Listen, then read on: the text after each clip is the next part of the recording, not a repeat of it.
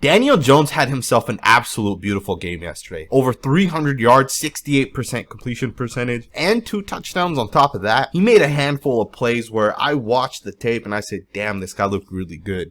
From the reads, the progressions, to being able to do things that a lot of quarterbacks can't do. Let's jump right into the tape.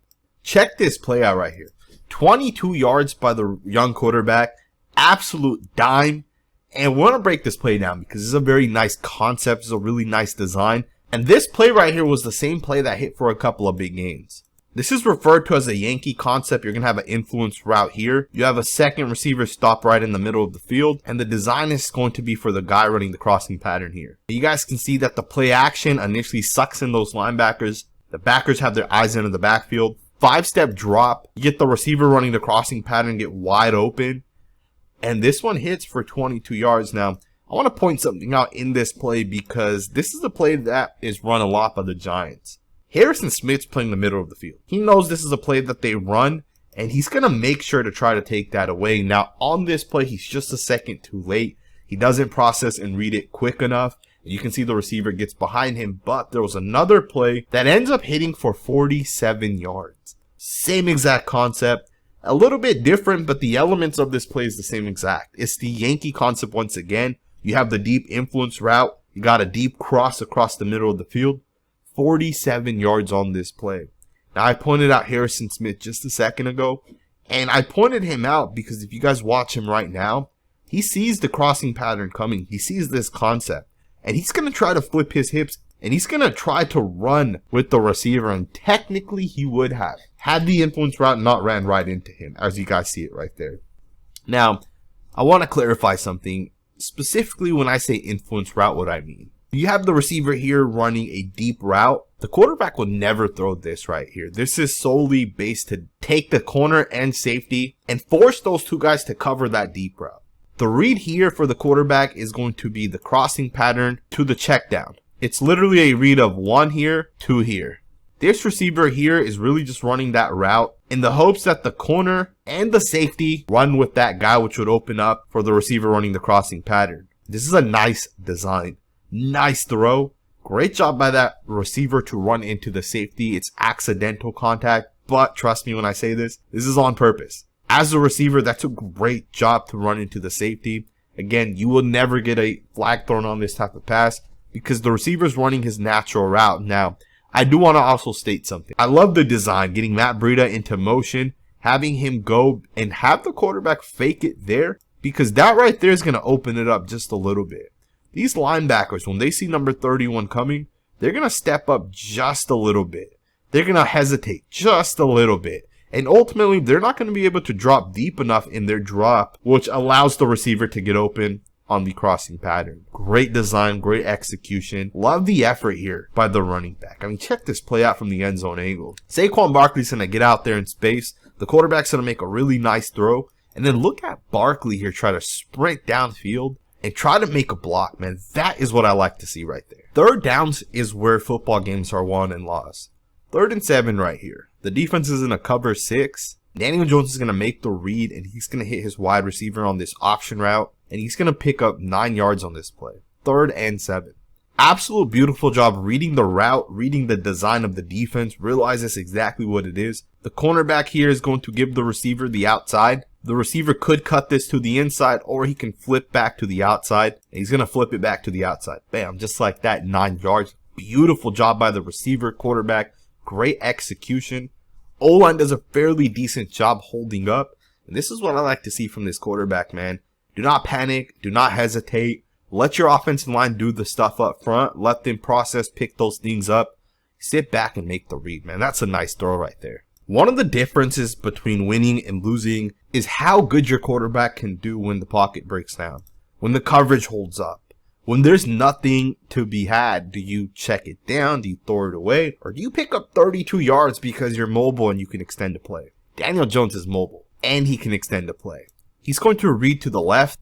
His receiver here is running a corner route. Because this is a cover 2, the corner at the bottom of your screen can play the underneath. Now, Daniel Jones 2 years ago may have risked this throw, but he understands that he's not going to take that shot because this is a chance for an interception. The Daniel Jones this year is going to extend the play. He's going to take off, and he's not only going to look to run, he's going to try to throw it to his receiver. Great job on the quarterback scramble drill by Hodgins to be able to recognize, to run away from the linebacker.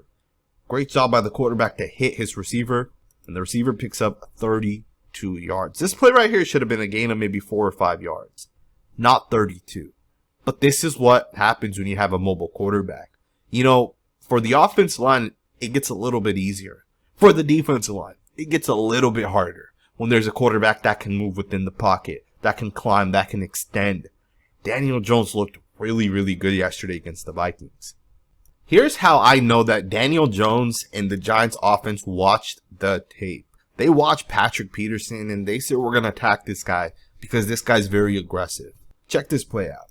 You're going to get a play action and Patrick Peterson's going to jump it. And you're going to get Bellinger wide open for a 9-yard touchdown. Watch this play right here, man. Beautiful concept, beautiful design. You're going to show the ball to the right first. You're going to bring it back to the left. All the offensive linemen are going to flow to the left of your screen here. Patrick Peterson is going to flow that way. He's going to get his eyes caught in the backfield. And again, this is attacking tendencies. Attacking what you saw on tape. And this wasn't the only time. This was one of the 2 times. This was one of Jones's 2 touchdown passes. But he made his read pre-snap and he knew exactly where he wanted to go with the football. And that was he wanted to go at Patrick Peterson. Because he knew exactly what to expect. Because earlier on in the game, on the first touchdown pass, Daniel Jones did the same exact thing. He put his guy in motion, read the coverage, read Patrick Peterson's leverage, and he went right at him. This is an absolute beautiful job by Daniel Jones. Jones is going to look over to the right. He's going to look at the cornerbacks. He's going to put his guy in motion and keep his eyes over there. As his guy goes in motion, he recognizes something. He sees something. And what is it that he sees? He sees the opposing cornerback put his hand to the left. What that cornerback is doing is he's telling Patrick Peterson, you take anyone to the inside, and I'm going to take anyone to the outside. Now, here's the thing. Daniel Jones watches tape, and he recognizes, if my receiver runs an in-breaking route, and if Patrick Peterson is responsible for that, well, Patrick Peterson has outside leverage at the moment. As long as I put the ball out in front of my wide receiver, theoretically, Patrick Peterson should not be able to get there. And you see he's not able to. Daniel Jones is going to rip it in there and throw it to the inside and once again attack Patrick Peterson. Daniel Jones watches tape. And this is what I love, man. You see certain things on tape. You see certain things and concepts and you watch a guy take a certain type of leverage. You go right at that if you're confident in it. Daniel Jones was absolutely confident. That's a beautiful job right there. Check this play out. 2nd and 10. 11 minutes left in the 4th quarter. Jones is going to get a little bit of pressure from the right tackle. Jones is going to do a great job getting out of the pocket. Great job resetting his feet and completing the pass for 19 yards. This is absolute beautiful stuff. You know, your pocket's not always going to be clean. Offensive linemen do lose reps. And when Jones feels that pressure, he doesn't fold, he doesn't panic. He's going to take off to his left. He's going to reset his feet. He's going to get the ball out to his wide receiver. This is a beautiful job by the quarterback, man. This stuff right here is winning football. You can check it off for 2 or 3 yards, or you can pick up 19 yards by extending the play just a little bit. Just enough time for your guy to get out in space. Daniel Jones right now is playing such great football. I think the Giants are going to be a very, very hard team to beat because they're really starting to click. The offensive line is coming together. Jones is taking that next step in his development. The running back looks like an absolute superstar this year. The receivers are playing much better. Everything's just more consistent. Everything's just clicking for this offense. And come next week, I think this team is going to give a team a lot of trouble, man. I'm very excited. I hope you guys enjoyed this video. If you did, please consider subscribing. We do all 22 film on a bunch of different teams, including the New York Giants. We also do college tape. We'll have a lot of tape kind of coming out. Plus, we'll check in on next week's game as well with the Giants. We'll kind of watch the O-line and some of the other stuff. Make sure to hit that thumbs up button, subscribe, and I'll see you guys next time with another video.